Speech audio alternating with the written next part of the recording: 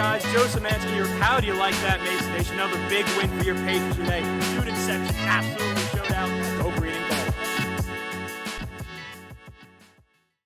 Hello, Mason Nation. This is Joe Szymanski with Giant Killer. I am here, of course, with my always here co-host, Mr. Palmer Johnson. He's got the big hat on. Palmer, it's 3 days before the day before as we're recording this, but when this goes live, it will be the afternoon before.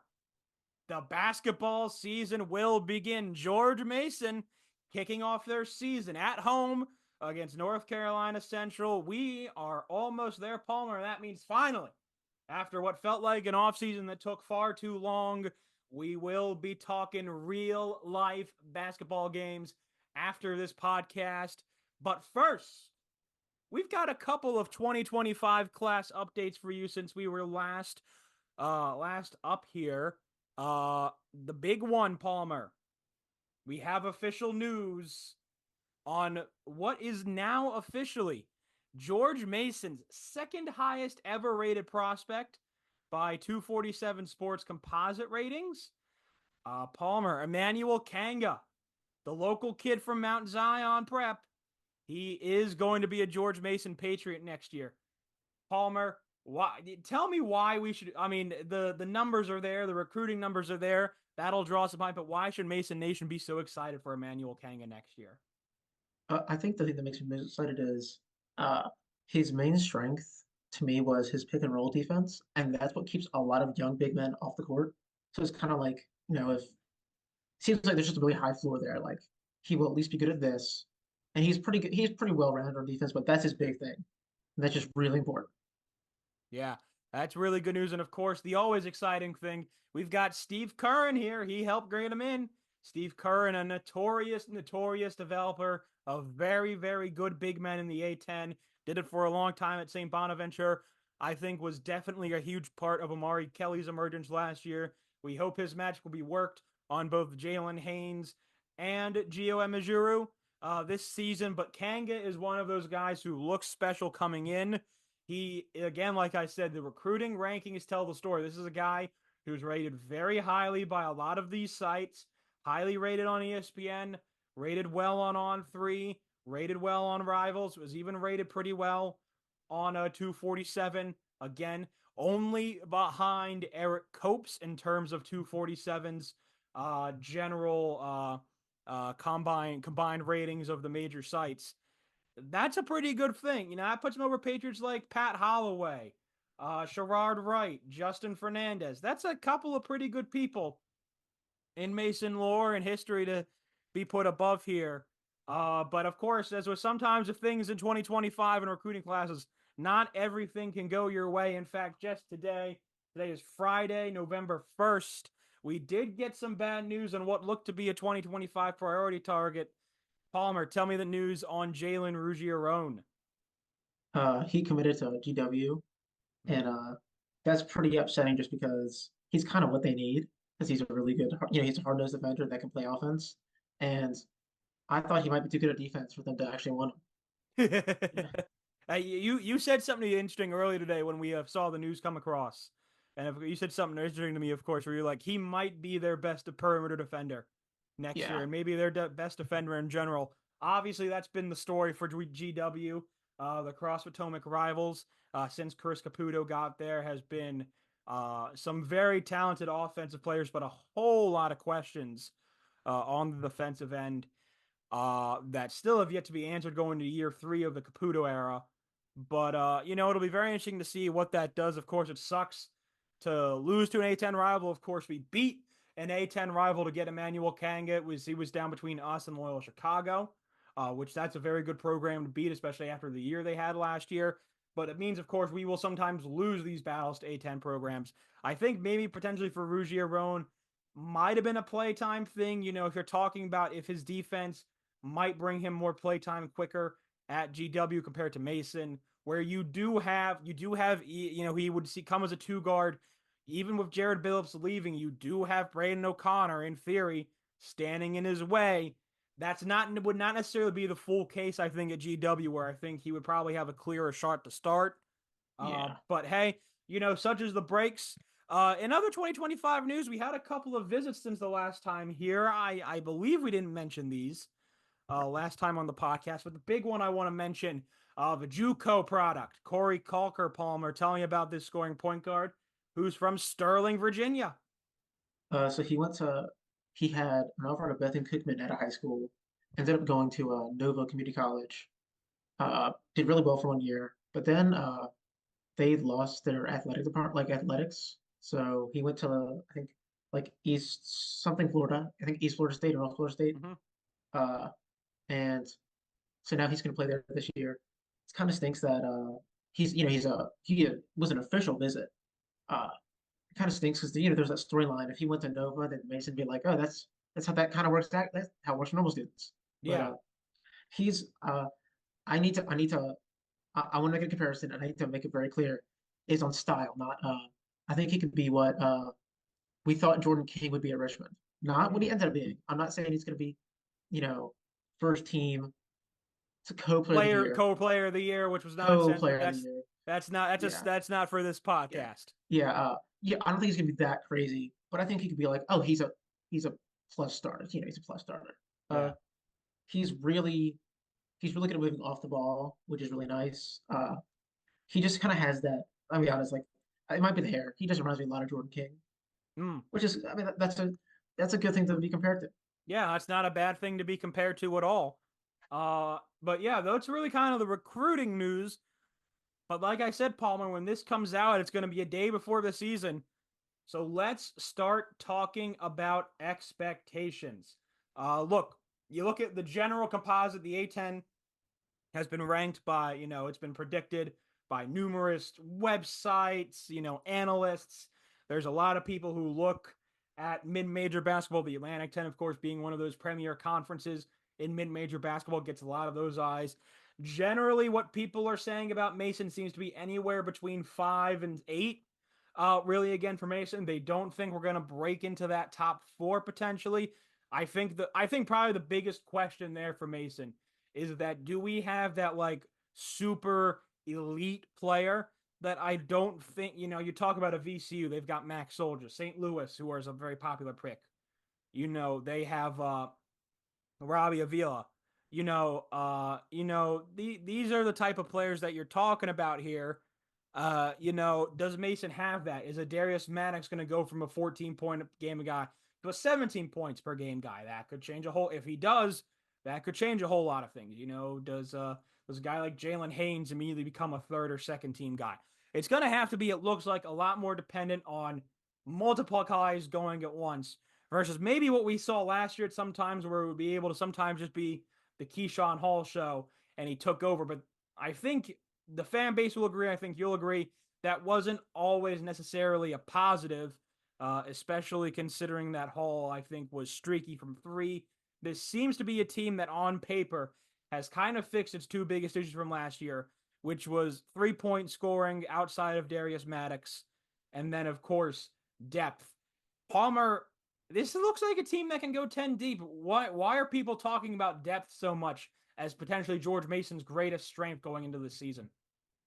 So Skin last offseason had talked about pressing a lot, which he did a decent bit, but also talked about going fast.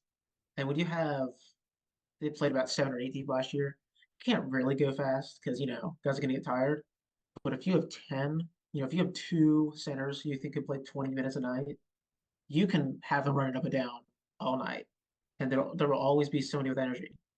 I think that's just really important that they could basically just kind of increases the styles they can play. Yeah, I think that goes to a whole way here. Obviously, we probably had our 2 best positions where we had depth was probably point guard last year, whereas Ronald Polite and Baraka Koji. And you could argue power forward, I think, where it was Keyshawn Hall, or at the very least, if Hall had to go somewhere else, it would be Woody Newton, who was very good defensively and could again stretch the floor, could run the floor pretty well. But there were questions about 2 depth last year. Wasn't a whole lot of that last year. Depth behind Darius Maddox. Austin Ball was not necessarily trusted maybe a whole lot yet as a freshman to do that. Center depth. We that was a whole thing last year, obviously, where we thought we had Nico Pavret. That ended up not happening, and then it was just Amari Kelly and Malik Henry. And again, Malik he was a hugely popular locker room presence, big fan favorite, but there were limitations there. I think, especially in Tony Skin's style, where we really did have to depend on Amari Kelly a lot. Again, Malik, as he did every year, he was a Mason player, had his moments, but you know, it does seem like this year, we've got Haynes and Emajiro. You've got, Woody and Zach Anderson at the small forward position. You've got Maddox again, and you've probably got a slightly more expanded role for Austin Ball this year. At the two, you've got Bills, but now you've got Braden O'Connor behind him. At the point guard, you've got, KD Johnson, Isaiah Quigley, and I'm going to guess out of the three freshmen, I'm going to guess that Justin Begg is probably going to be the guy who is most likely going to see minutes at this point. He was probably the guy who looked the most impressive throughout the preseason game so far, I'd say, especially the televised one that we saw where he beat the pants off of some poor D2 or D3 team by almost 30 points. Things that you expect a team in our position to do when you're playing those scrimmage games. But you're looking at it again here. You're looking at the numbers. What's the one place of concern you think looking at Mason this year? Why do you think people are saying they're going to be a solid team, but they might not be that top four compete for the regular season title type of team? I think it's the uncertainty at point guard because Quigley I think Quigley is a starting caliber point guard, but I think to be a top four team, you have to have a plus point guard. And Katie Johnson could be that, but if you're like a general, you're kind of a betting on a lot of upside there. Mm-hmm. And if you're like I'll say if you're like a national reporter, you're looking at teams more near their median, not their upside. Yep. I Yeah, say and I that a mean lot. that was the question last year too. Obviously, I think we thought last year that Ronald Polite was going to take another step. That didn't really happen. Luckily, we had Baraka Koji, who came in and was very good. Obviously, if we still had Baraka, would things feel different there? Where we would probably have him as a very clear number one guy in the system, where he would be the guy to come in and he would lead that point guard spot, probably at the very least someone who had been in the system for a year and who could play there. Yeah, we had, maybe that conversation changed. Maybe we are that top four predicted team, but I kind of like it though. There's a goal for these guys to aim for. There's not necessarily like the pressure of this team has to be top four or we're all going to burn the place down. Fifth, sixth place. This is a team that I think can make that push, though. And we want this team to look like they can make that push. But I want us to go. I'm going to ask you to do this first, then I'm going to give it here, Palmer. I want you to give me three predictions, okay? Three predictions. I want you to give me top scorer, most surprising player, and final standings predictions in the regular season. Okay. For top scorer, I think the easy answer is Maddox. Mm-hmm. Uh, just because he was the second scorer last year, and even if you like move Haynes scoring from Eastern Tennessee State to here, he still doesn't predict what Maddox did last year. I don't think. Mm-hmm. So I would say Maddox.